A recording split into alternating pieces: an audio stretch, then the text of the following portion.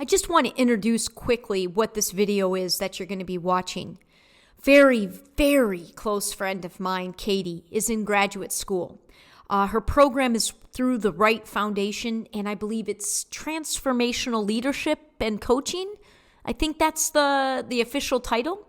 And part of her coursework this quarter, she needed a volunteer, somebody within her world that was willing to have 3 coaching sessions with her.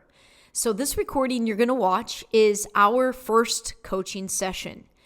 Although Alyson does what Alyson is known to do and pretty much never shuts up in this session, but I cannot tell you, I'm sharing it. A big part of why I'm sharing, I think I'm being called to share it, is simply because the energy coming through me on this day, as I still was feeling the ripple effects of my November 30th podcast recording, it was just something that, it was one of those days where I felt like I was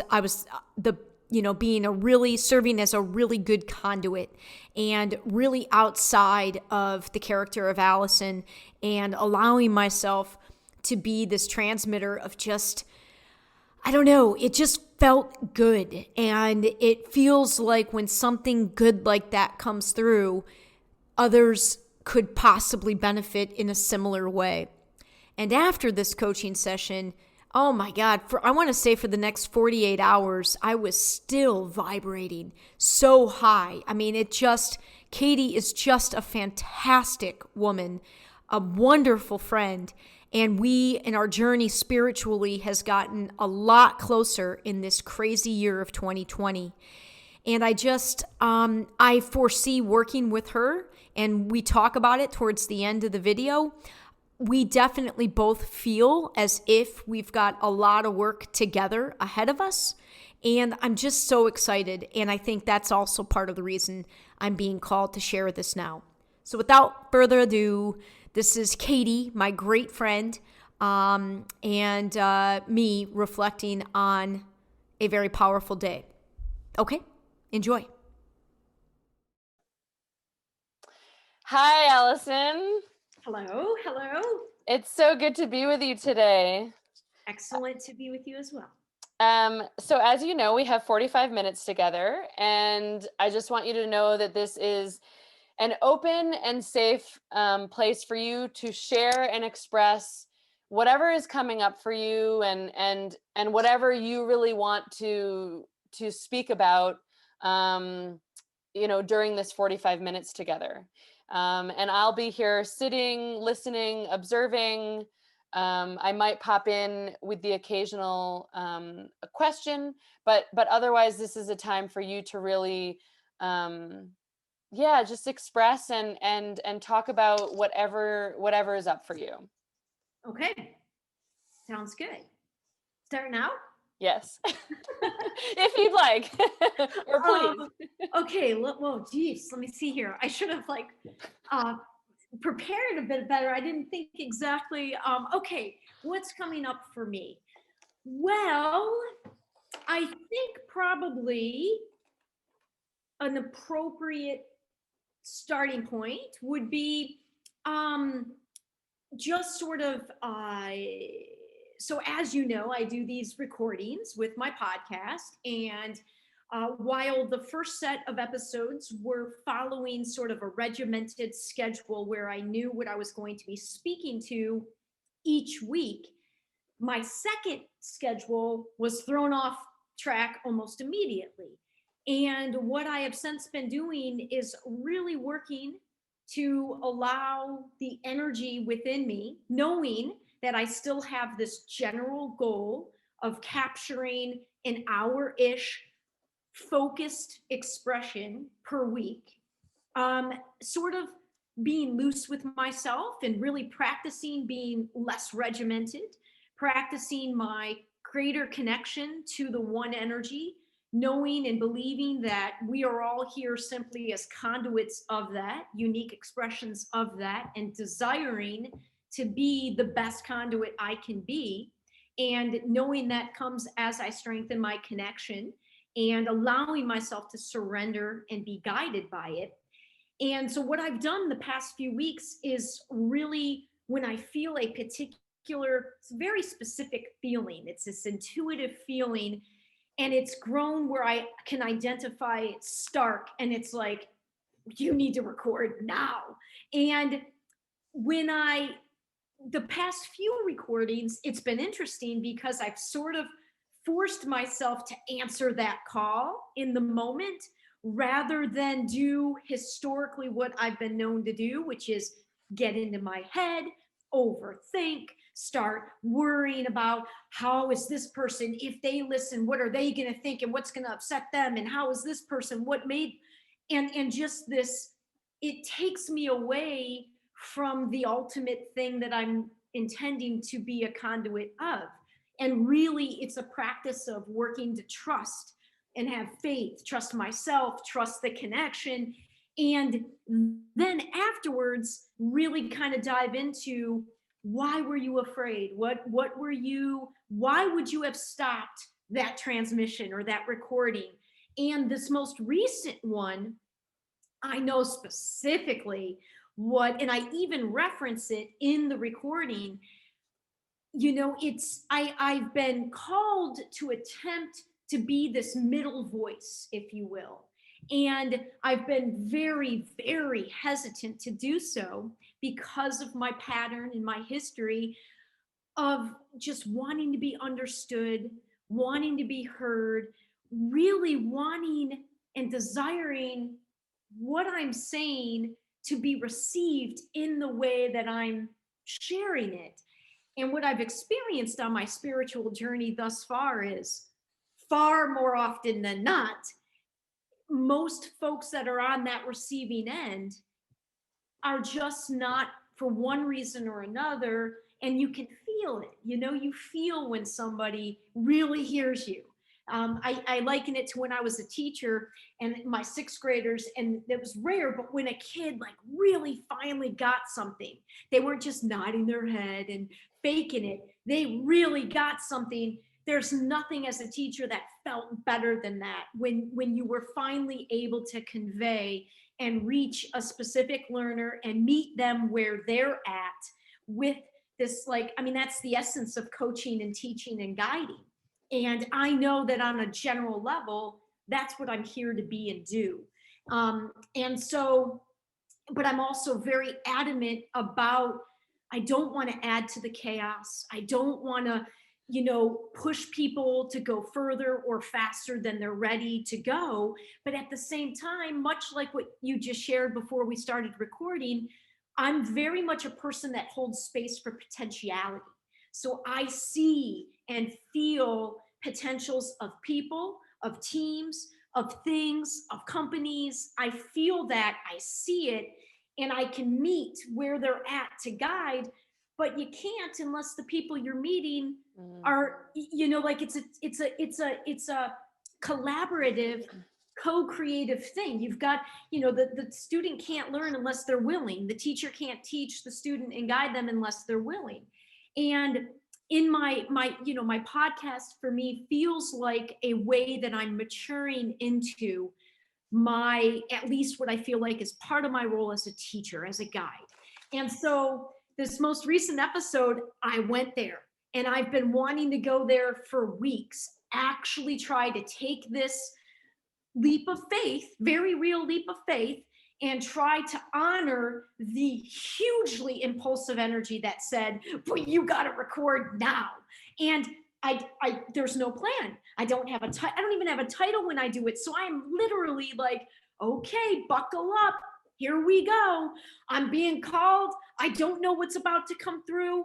I got to trust that it's going to come through. It's going to come through clearly. You cannot worry. You can almost guarantee that very few people are going to receive it. And you can't control that. You can only control how you're receiving and trust that you're trying to come from love. And because I address in part, and it's not the whole recording, but because I address some of our present day scenario, and specifically I dive into a little bit the election, and I can say I'm not coming from one side or another. I'm trying to be this voice, honestly, from this middle point, because I think part of the spiritual practice is recognizing the duality is, how do I say this? It's like that true balance point, that true point of peace.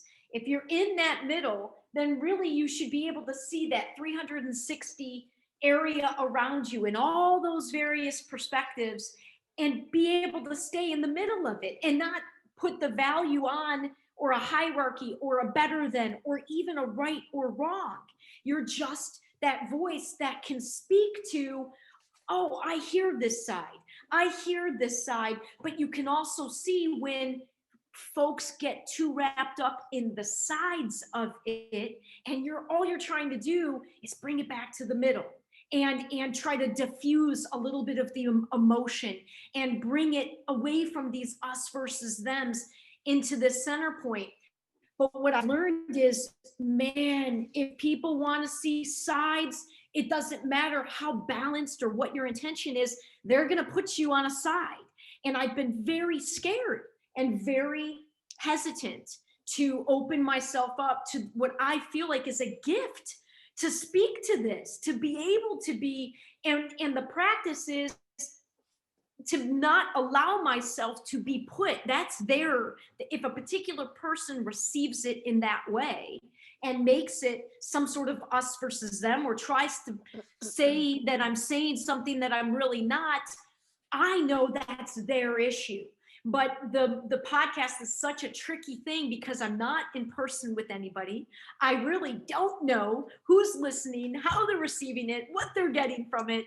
But I know that it is ultimately an unbelievable practice opportunity for me to stay focused on the only thing I can control, which is myself. And in this case, my connection to spirit, my connection to the one, and trying to keep it all through my heart and not through my head, going through my heart, and knowing that there is going to be a time, I hope in the near future, where I will be in person. I will be in a room. I will be face to face with somebody who may try to say that I'm saying something that I'm not saying, and really working to keep that balance point, that center point. And so that was big for me, because I just did this recording and I just listened to it yesterday. And I, like in some ways I am fully present when I'm doing it, but I'm kind of not. Like it's not until I listen to it and I listened. And then when I listen, I really try to rise above and see myself as just this character that's the conduit of it. I don't believe the words coming through are really Alyson. I really genuinely believe they're coming through the vessel of Alyson, but it really is what God's trying to say through me, and knowing that how people out in the world see me, trying to deliver it in this way where they're seeing it. I don't know if I'm making sense with it, but it's all to say that I don't really know what I'm saying until I listen to it. And when I listened yesterday, I was just like, whoa, man. And all I can say is it's a feeling where I feel, and it's like, all I felt was, you're getting stronger and you're getting clearer. And that means you're trusting this connection that you have more. And the more that I trust it, the more that I surrender to it, the more spirit is going to speak through me. And it's pretty awesome. And it's also a big shift for me to be experiencing it all and sharing it all really with just myself.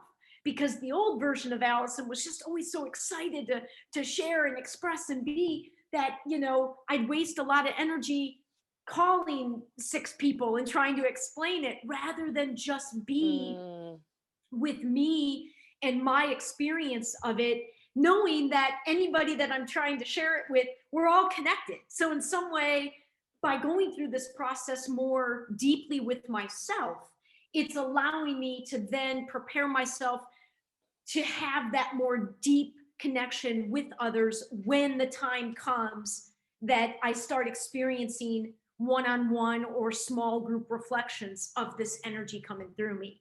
So really, really powerful. I'm definitely still in the mode of processing what that was, and specifically my fear that I don't want to say I overcame it, but I didn't hesitate. I was like, holy shit, here's that feeling. It's like, you got to record. And I'm like, oh, fuck. I'm going to have to address, what I've been avoiding. I'm going to have to finally try to say something about this present day scenario that I know is going to upset certainly almost 98% of the people that currently know me. I haven't broken into an audience, if you will, that's like-minded. Anybody that's listening, when my mom or anybody that she may share it with, I can almost guarantee I know how they're receiving it, because I know from what they're sharing how they're looking at the present day world. And I'm trying to rise us above. We got to get higher. We got to rise above the fear. We have to rise above the us versus them.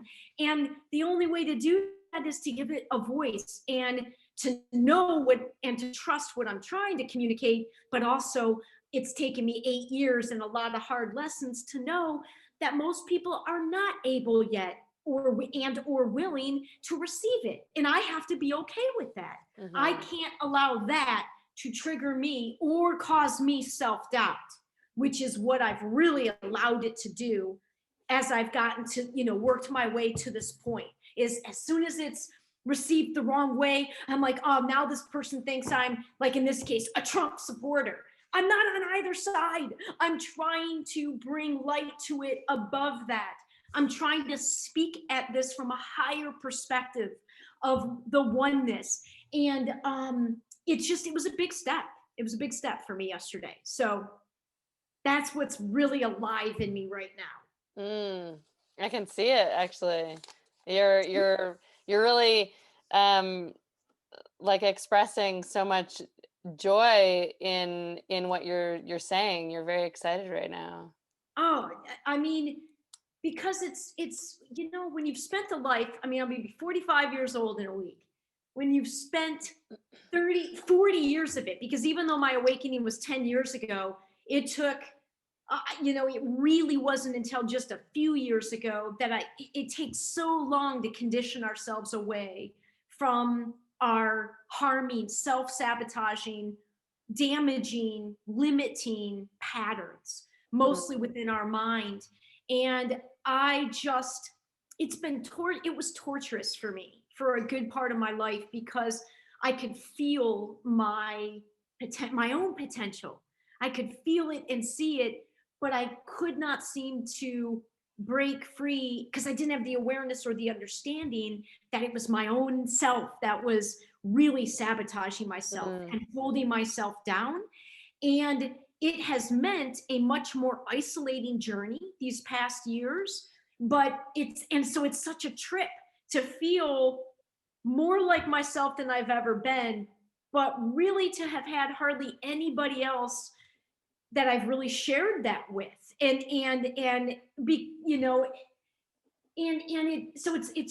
it's overall just empowering and very special to be able to go through the gamut of these emotions on my own with myself mostly, and be okay when for decades past it would derail me. It would, I spent so many, not just years, but decades down, depressed, misunderstood, and just, and again, it felt like torture because I knew I could feel that I was meant for more, and I knew, but I just didn't know how to begin to get out of it.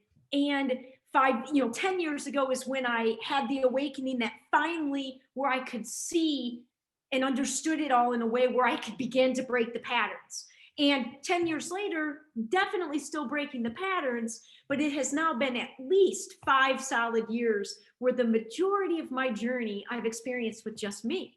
And it's very freeing, because no longer do I never really thought, I wasn't aware to what extent I was seeking and needing external validation, and it wasn't in a way, but what I had to be honest about as I came into the spiritual journey was to what degree that was the case.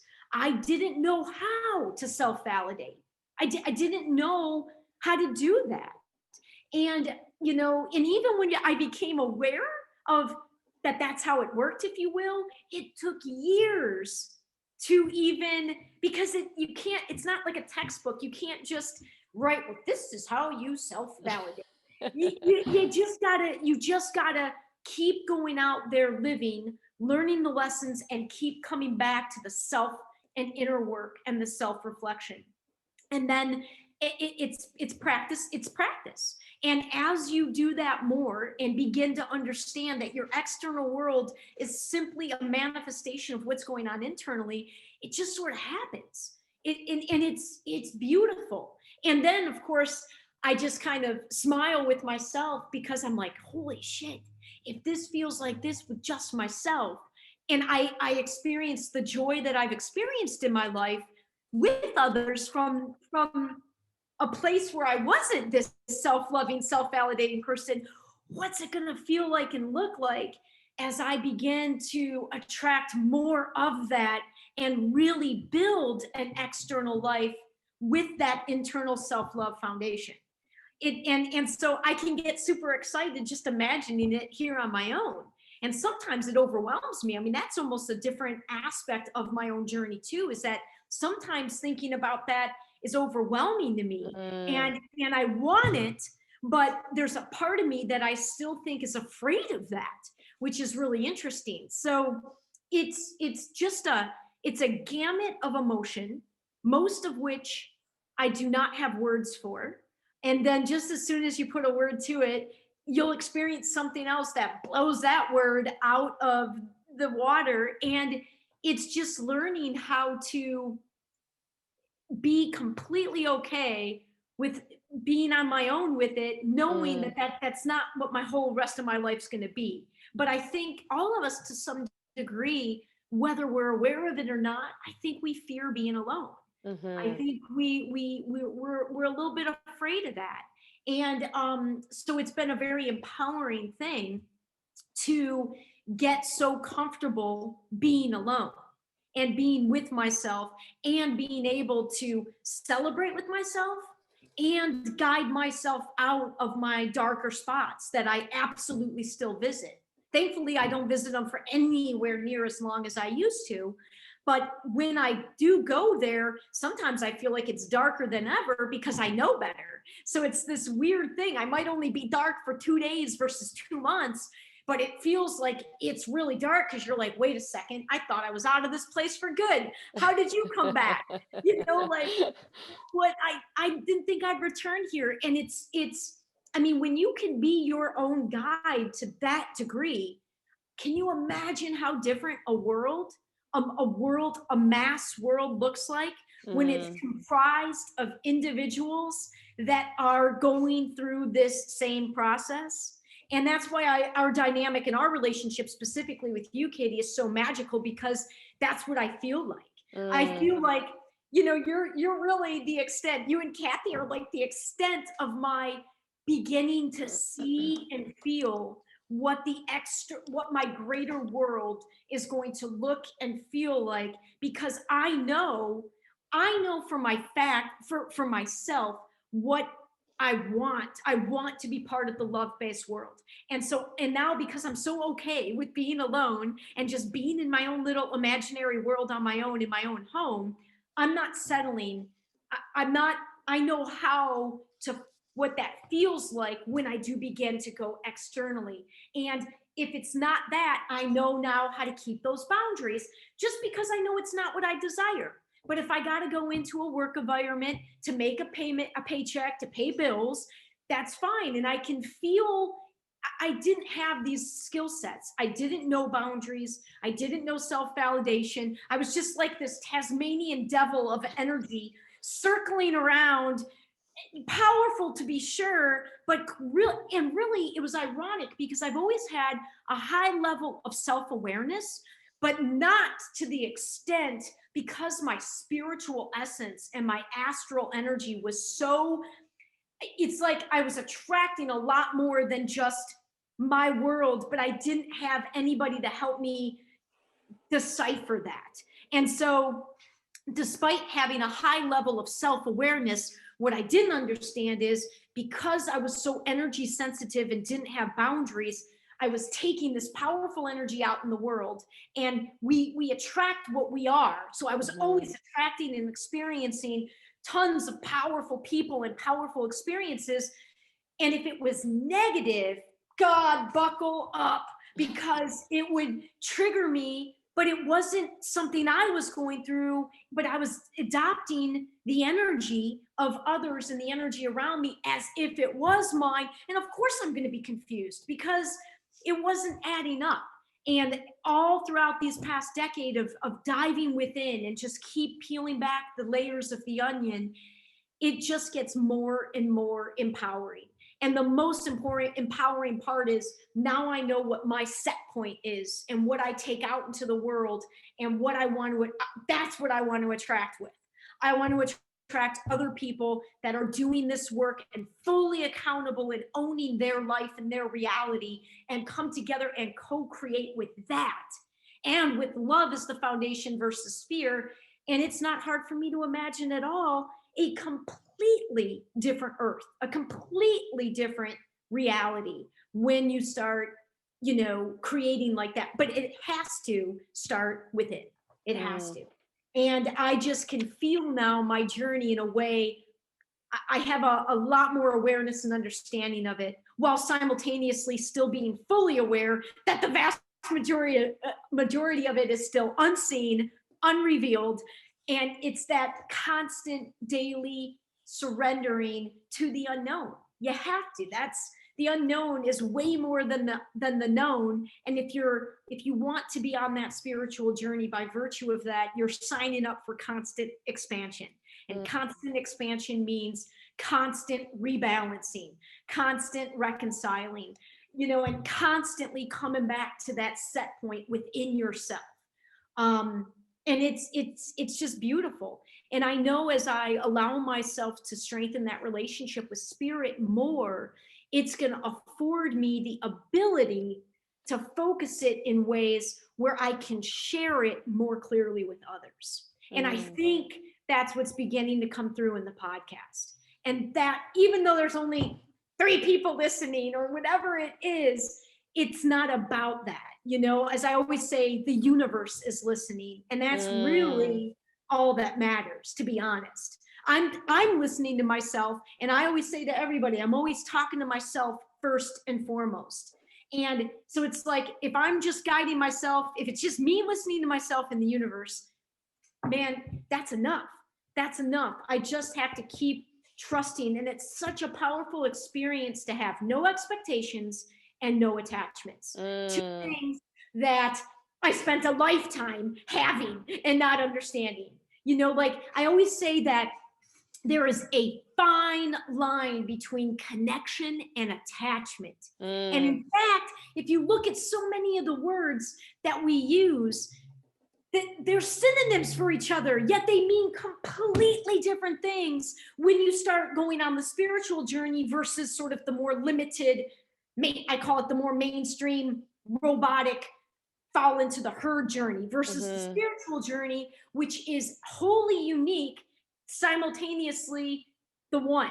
So it's like, and these words are synonyms, but they're completely different. Connected is completely different than attached, even though they mean the same thing.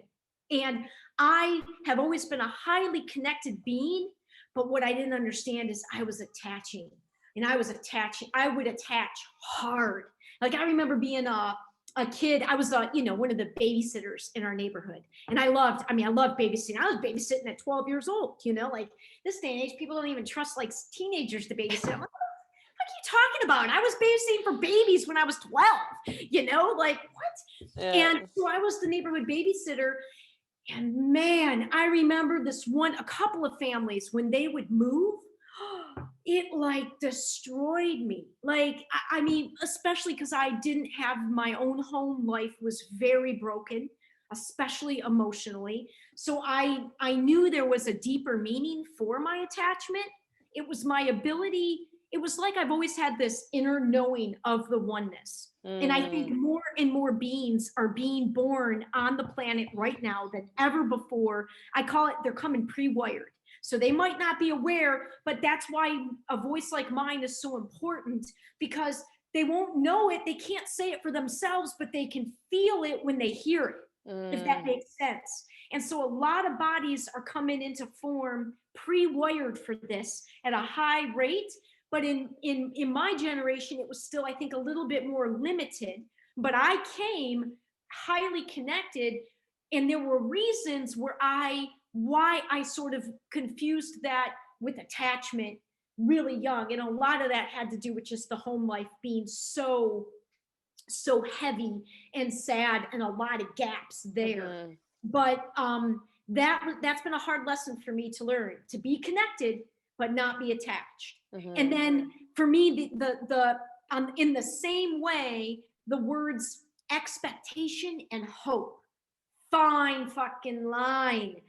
Like, I have hope that but it is a fine line. Like, I remember when I leaped into this and put myself 6 figures in debt to leap into following my vision and my dream. I've never considered myself to have expectations of anybody to do, but I had high hopes. I really thought and hoped that the people closest to me would have been there on that, like, to sort of be that security net. But it ended up, I had to really, really dive into and examine to what degree they were expectations, but I wasn't conscious of that. I certainly wasn't consciously thinking, well, if I fall on my face, my family's got to be there. That's their job, as my mom and my dad and my brothers. And really working through those words and their frequencies. So connection, attachment, hope, expectation. Wow. Really, I feel like I could write a book just on that, just on those, those words, and how similar they are, yet how unbelievably different they are energetically, in what I've experienced and continue to experience. Oh my goodness, that's beautiful, Alyson. I love it, because you almost started with your current journey and vision, and then you've now taken me, if I'm understanding right, like back to where it all began. Yeah. And so it's and then bringing it back full circle. Well, and remember, I don't know if I think I shared this with you, but this is another fucking unbelievable, awesome thing. I captured the recording on the 30th, which was my 8-year anniversary. Wow. And 8 is the infinity. Yes. And just like I was sharing with you before we hit record about Brandon, my most recent relationship, a lot of ways, when I first met him 7 years ago, I in some ways, I was where I'm at, not like, again, if you kind of think of that infinity, but I almost think of the infinity, and everything is sort of got, it's almost like, okay, you got the infinity sign, and I'm coming back to the same point, but I'm a higher level. Like, so think of infinite infinities stacked on each other. Does that make sense? And so it's like, I'm back at the same point on the infinity sign, but I'm at a higher notch. Yeah. Does that make sense? So it's a trip, man, because it's like I'm back where I was, but I'm not. But so it's really, really amazing. So in fact, one of the ideas that I'm having for my first book, I always thought that my first book was going to be, my company of me started with a written blog post. So what I've pulled up recently is, I want to start writing, like, I want to go back to the post from 8 years ago and then write about it from where I am today, and sort of arrange it in a book of sorts, and something that, yes, is very specific to my journey, but as I've shared with you a lot, I as I share my journey, I am consciously working to share it with a way that you identify the more general things that everybody can relate to. The general humanity aspects of it, whether you're talking about emotions, whether you're talking about experiences that we've all had, life and death and divorce and marriage and, all these things. It's like when I share, I'm using my example because there's nothing more, there's nothing that I know better or more directly, but sharing it absolutely simultaneously while working to bring it to a level that as the listener listens, yes, they're experiencing Alyson's story, but I've got like an energetic intention to connect it to their own story. And so that's what I'm kind of thinking for this book, that I'm, my first book, if you will. I mean, I've got multiple books started, everything from a kid's book to, this book to a fictional hypothetical, more of like a novel type thing. And it's not that I struggle with focus. It's that I've got so many things that I can see so clearly and how they connect. And it's like I get too excited. And sometimes I look at like focusing as like, well, you got to shut those off. Well, it's only temporarily, Alyson. You don't have to shut the door permanently, but you got to allow yourself the opportunity to focus on one aspect, and trust that the connection to the others will happen organically and how it's supposed to.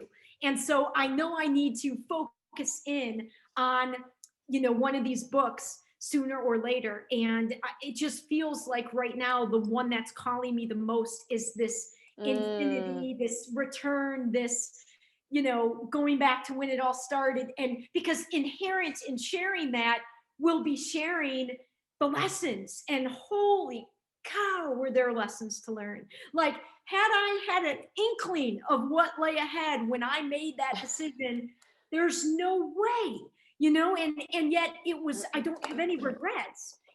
That's what makes it so purely of spirit. Like, I was so certain, and that has never faltered since day one, that spirit, something bigger than me, was guiding me, because I had heard the call my whole life. I had heard the call, but I didn't see in the world outside of me, I didn't see anybody else. If they heard the call, they weren't talking about it. And I certainly didn't see anybody following that call, not in my network. And so it was like, fuck, man, am I delusional? Am I crazy? Like, how come everybody, that's not how the world works. You can't do business. What are you talking about? Because what I felt was so clear and off and real. It was more real to me than what my reality was. But I didn't know. Again, it makes perfect sense when I look back. So I had heard the calling since I was a little girl. I first had this when I was like 7 years old. So I think there's going to be a lot of power in returning to where it started and where I am now, and sharing the lessons. Because I think when you think and look at the world right now, there's no denying there's a mass awakening going on. So more and more people by the day are being called. And I know that sharing my story will provide something, if only permission, to others to answer and heed their soul's calling. And that right there is of the utmost importance, because that's something that I had to give it to myself. And I think it's, to some degree, we all have to make that choice and give ourselves permission. But as well as I do, sure as hell's a lot easier if you see somebody else.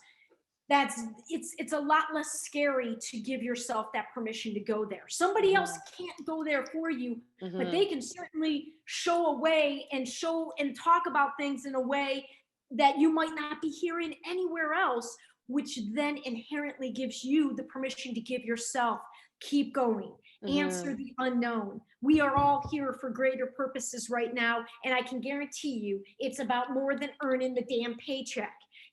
Our souls came here for bigger reasons at this exact time, and we are all being called. And it's just a matter of more and more folks answering it. And I know that how can that not be something of value out in the world? I mean, and like I said, I've had to be my only voice telling me that, because even, that was what was so hard about it in the beginning. Like, I had never been more confident, more sure, more like, and yet everybody close to me was running, like scared shitless. Like, I was so unprepared for that. Like, I'm like, wait a second. I understand. Alyson's always excited about everything, and she's onto this idea, and then she's onto that idea. But I'm telling you, this is different. But nobody could trust that I really was different. And so, even though I was feeling something I had never felt, there was like barely a single person in my life that could validate that for me. So you want to talk about scary, especially when it was literally almost $100,000 in debt, that it's like, whoa, man, maybe I am completely delusional and crazy. Like, holy crap. So it's been an amazing ride, and it keeps going, right? And that's the unbelievable thing. And it's just, nothing excites me more than to share with others who are going through their own unique journey, because there's so much overlap and similarities on the journey, yet simultaneously it's wholly individual. And what's more beautiful than that? Like, like, I just don't get excited if I go into like the Ironman world, for example, and you hear about, oh, you're just climbing the corporate, like, there's nothing unique about that. It doesn't excite my soul, even though I see the uniqueness in the people with whom I'm working. If they're just not yet awake or seeing the world beyond this. You get a job, you work your way up the ladder, you get a retirement fund, you do all these safe, secure, defined things. That does not excite me. It never has. And I cannot wait, because I know for a fact how many millions of people are waking up every day. And it really is a global community. And like I shared with you again before we started recording, I'm getting really close to try to reach out to some of these folks from afar. And again, no expectation, no attachment, but holy crap, am I ready? Right? Like, I'm ready to start playing with you, if you will, out in the world with others that are playing at my level. Like, like, I'm ready to play this for real. These aren't just words coming from my mouth. I literally put my money where my mouth was. I showed to what degree I have faith in something way bigger than me. And it doesn't matter, for a long time in the early years, others couldn't see it that way. You would have thought that I went on a shopping spree and incurred $96,000 debt, the way that they treated me, that no one could agree to tell it the way it's my story. And I let them tell it their way. I actually fell into their way of looking at what my choice was and what the reasoning was. And now I know, hell no, girl, you're going to stand by. You know what your intention was. You know what was guiding you. And you know that you're not only on the other side of that, you're on the other side of that in huge ways that could only happen with the connection to the divine. I mean, there's just no other way I'd be on the other side of these crazy, seemingly crazy things that I did. In fact, I kind of often sometimes share with people, that's almost how you know you're on the right track, is when you're, rest assured, there's going to be at least one crazy to everybody in your world decision that you feel certain about, that you know you're supposed to do. I think for a lot of people, the experience has been, it's almost like that seems like it's part of the universal journey. That's that ultimate self-validation, when no one else around you can see or feel something that you know in your heart. And it's a leap of faith. There's nothing more powerful than showing yourself how much you trust in the one, the divine, God, spirit, cosmos, whatever people call it. It feels to me, that's one of my many hypotheses, that as I get closer and speak with others who are on the journey, I think I'm curious, because as spiritual as I am, I'm also very left brain, very, very, very logical, very scientific. Like, I really appreciate that part of the physical reality. And so I'm excited to test some of these spiritual hypotheses within the limited physical world. And one of them is like, I think everybody's got to have at least one experience of that ultimate self-validation, which ultimately is you trusting the higher energy. I mean, that's really what the self-validation is. And it happens through the heart, because oftentimes it isn't something that you can point to. So it's not of the physical world. And it's not something that the mind can logically, it's something that you can't point to. So by virtue of that, you are surrendering and leaping into, trusting and surrendering to spirit. And that's what the co-creative process is. Ultimately, it's co-creating with the divine, but recognizing that we're in human forms in this dimension, which means we still have to make choices. So I always say it's like spirit's in the driver's seat, but I'm not in the back seat of my own life. I'm the navigator. I'm in the passenger seat. I got the map. But spirit's driving. So spirit can say, I know you got the map, but I'm sorry. I know what that map says, but we're going a different way, because no matter what, as a human, even if I'm on the mountain, I'm still in the valley compared to what spirit sees. And you've got to learn how to practice that relationship. It's simultaneously letting the one lead, but you've got to make the choices. So you're making the choice, but you're being guided by something that's not you. It's bigger than you. And that only can come through the heart. It's not the mind. So. Oh my goodness. I love hearing you speak, Alyson. It's so amazing. And I really think that I'm so excited for your journey into this world, and really putting yourself out there and taking that leap of faith as you talked about, and so you had mentioned that you wanted to speak to, reach out to, for instance, the South African. What does that leap of faith look like for you in order to do that, and what is it that's possibly even holding you back from taking that leap of faith? It's actually a really, really succinct answer.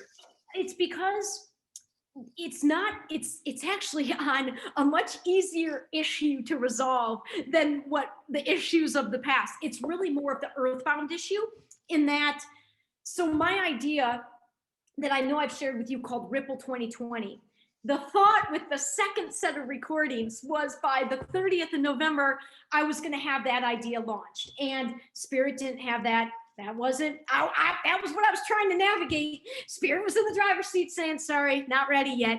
And so my hesitation is simply because, hang on one sec. This is probably the internet guy. Hang on with it. Hello? Yeah, no worries. So it's really because I think in my dream scenario where I feel like I'd be most ready is because especially in this guy's case, because he's got this literally global project that's underway. And my dream, where I wish I was, is that I would be able to have my project to say, hey, this is what my project is. Here's your project. Let's see how we can link. And what I think my hesitation is, it's not because I inherently feel like I'm not worthy and I'm not at the same level as him. I'm just being honest that in terms of my earthbound physical, I don't have a project. I'm really I'd be coming to him as just me. And this guy's got a huge, following. And a lot of these people that I'm being guided to try to reach out to, my initial thought is, why the fuck they've got all kinds of people in, of similar frequencies, I'm sure, reaching out to them. Why the fuck would they, who's out, who are you? You're just this hang on, Penny, look out, Penny. Who are you? And even though I don't personally look at myself as less than, it's just a matter of being real and I really think I'd be totally okay, because the expectation really would be that they wouldn't respond, because who am I? I'm this giant nobody in the physical dimension right now. But what I think I'm being called, and why I'm being called to do it specifically before the project is launched, is to demonstrate a teacher that I once followed, was it Bashar or Abraham Hicks, that said, you are going to be known by your energy. In the spiritual world, we're known by our energy, not what we're doing just on the earth, by your energy. And I, if I'm being honest, I think part of the reason I'm being called to try to do this without a project in place, where it's just me, is to sort of see it, because I got to think that if I had a conversation with this cat, dude, man, our energies are so similar that I feel like there would be a value, I feel like it would be revealed to us why. But the hesitation is simply because I could talk to my project, like I can explain it to them, but in my head, I wanted the website, and I wanted to refer them, hey, go listen to episodes 12 through 18, and you'll hear about the project. I wanted it to be at that place sooner than what it is. And there's got to be a reason that it's not. So, but I know we're coming up closely on the time that you have to leave. I feel like I talked the whole time. No, and you did. And that it sort of, as I explained before, is the process of you discovering so much of your own self through talking about, what matters to you, and what, and getting to the point of you see visions for yourself, and it's really about you emerging, and me being here with you, also emerging from my side, because you're inspiring me, and you're I'm co-voyaging with you on so many different levels, and it's just, it's beautiful watching you and being with you. Oh my gosh, Alyson, I get so excited. Oh man, just seeing and hearing you, and you're very present, and obviously you've been on this journey for a while, that you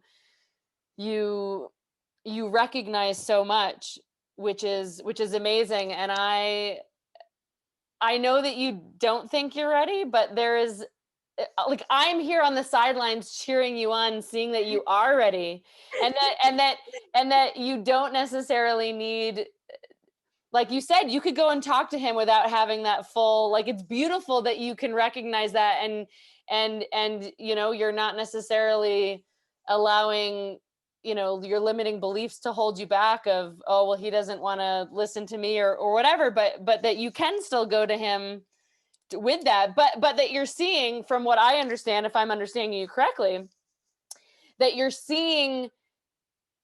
okay with not being ready, and you see that as a vision, and you could go to him right now, but you want to bring more to him, and your acceptance of yourself. It really is just, I sit here awe-inspired of you. It's amazing. Well, I tell you, it's one thing to kind of be in acceptance when it's just me with me, because there's no the challenges are minimal. It's a whole that's why I think, there's a whole nother thing when you are in the physical presence of others who aren't anywhere near what your energy is. That's why this is so beautiful and magical and invaluable.